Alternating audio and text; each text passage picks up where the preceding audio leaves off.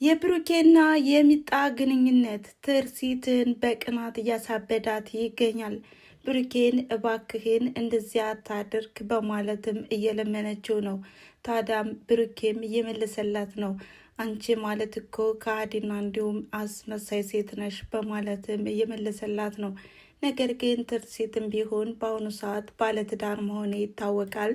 ነገር ግን ሚኪያስን እኔ እንደማልወደውና እንዲሁም እንደማላፈቅረው አንተም ጠንቅቀህ ታውቃለህ። ከበፊቱ ከድሮም የምወድህና የማፈቅርህ አንተን ነው በማለትም በግልጽ ተናግራለች።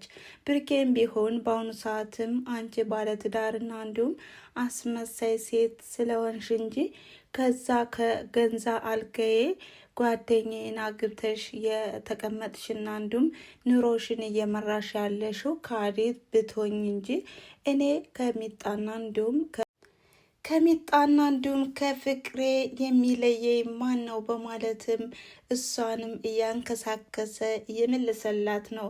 ነገር ግን ትርሲትም ቢሆን ልጆቹ ቢያውና ቢመለከቱ ምን የሚሰማቸው ይመስላል በማለትም ለማስረዳት ሞክራለች። ሰላም ጤና ይስጥልን ውድና የተከበራችሁ ቻናሌ ተከታታዮች እንደምን አላችሁ? ዛሬም በተወዳጁና እንዲሁም በአዝናኙ ድራማ በካያ ድራማ መጥቻለሁ ማለት ነው። እንግዲህ እናንተም እንደተለመደው ላይክ፣ ሼር፣ ኮሜንት እያደረጋችሁ እንዲሁም አዲሱ ሰብስክራይብ በማድረግ የደወል ምልክቷን በመጫን ሁልጊዜ የሚለቃቸው ቪዲዮዎች እንዲደርሷችሁ አድርጉ በማለት እንግዲህ በዚህ ክፍል ላይ ያየነውና የተመለከትነው ካያ ድራማ እጅግ አስተማሪ መሆኑንም እያየንበት ነው። ትርሲት በትዳሯ ላይ አሁን ላይ ብሩኬ ሌላ ሰው ሆኖ ስለመጣና እንዲሁም ከሚጣ ጋር ያላቸው ግንኙነት ይበልጡ እያናደዳት ነው ማለት ነው። ቢሆንም በአሁኑ ሰዓት ሚኪያስም ቢሆን ብሩኬ ለማጥመድም ስራ እየሰራ ይገኛል። ታዲያ በሌላ በኩል ደግሞ ሚጣና አቶ ዘነበም በጣም ተጣልተዋል። ይኸውም ከኛ ቤት የተነሳው እሳት ሌሎችንም ጉድ አድርጓቸዋል። በተለይም ህፃኗ በአሁኑ ሰዓት በሆስፒታል ያለችው ነፍስ ውጭ ነፍስ ግቢ በሚሆንበት ሰዓትም እኔ ነኝ ተጠያቂዋ በማለትም ይቅርታዋንም አልተቀበላትም። ነገር ግን በአሁኑ ሰዓትም ብሩኬም ቢሆን አቶ ዘነበ ወጥቶ ስለቀረና እንዲሁም ምሽት ላይ ስለሆነ ማለት ነው ከቤት መቀመጥ አልችልም እሱ ሳይገባ በማለትም ወደ ውጭ እንዲወጣ ፈቅዷል። ነገር ግን በአሁኑ ሰዓት ሚጣም ቢሆን የብሩኬን ብቻው መሄዱም አሳስቧታል። ታዲያም ወዲያውኑ ከትርሲት ጋር ነበረ የገጠመችው። እንዴትስ በዚህ ሰዓት እንዴት ሲወጣ ዝም አልሽው? ምን አይነት አስመሳይና እንዲሁም አውሬ ሰውንሽ በማለትም ከትርሲት ላይ እጮሃባታለች ማለት ነው። ትርሲትም ቢሆን አንቺ ብቻ አሳቢ አትምሰይ፣ ምን አይነት ነሽ በማለትም ስትመልስላት እንግዲህ በሚያስገርምና በሚደንቅ ሁኔታ ብትወጂውና ብታስቢው ኑሮማ ጓደኛውን አግብተሽ ባልተቀመጥሽ ነበር በማለትም ልክ ልኳን ነግራታለች ማለት ነው። እንግዲህ ሁለቱ ተፋጠዋል። በቀጣይ ቪዲዮስ በምን አይነት መንገድ ይመጡ ይሆን?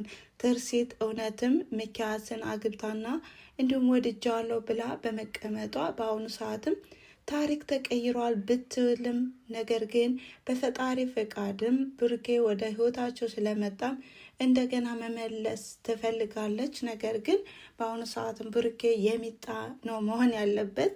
ምክንያቱም ሚጣ ትወደዋለችና እንዲሁም ታፈቅረዋለችና። ነገር ግን እነሱ የሚሉትም ከወንድምነትና ከእህትነት የዘለለ ነገር ምንም አይነት ነገር የለም በማለት ነው ያስረዷት ማለት ነው።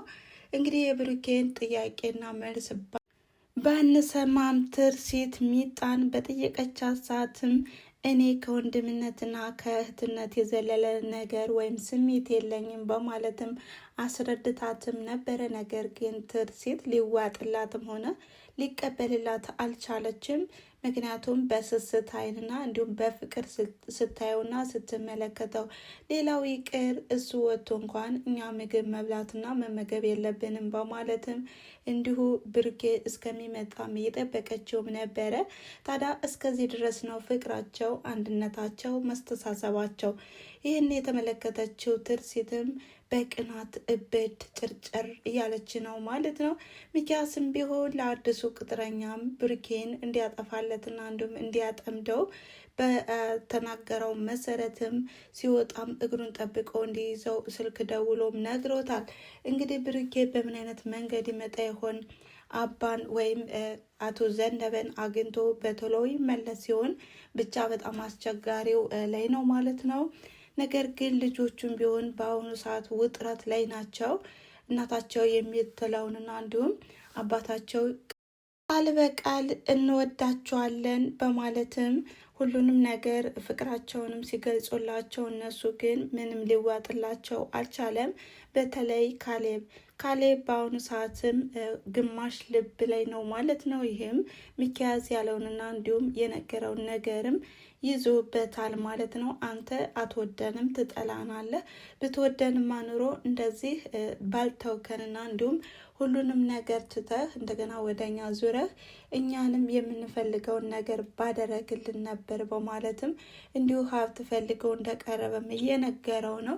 በተለይም ሚጣን አልወደዳትም ማለት ነው።